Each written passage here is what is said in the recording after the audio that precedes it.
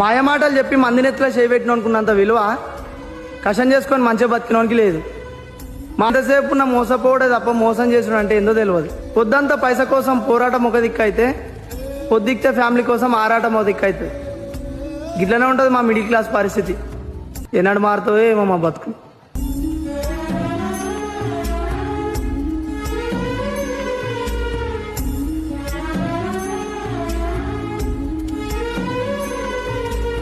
మాయమాటలు చెప్పి మందినెత్తులో చేయబెట్టిన అనుకున్నంత విలువ కషం చేసుకొని మంచిగా బతికినోనికి లేదు.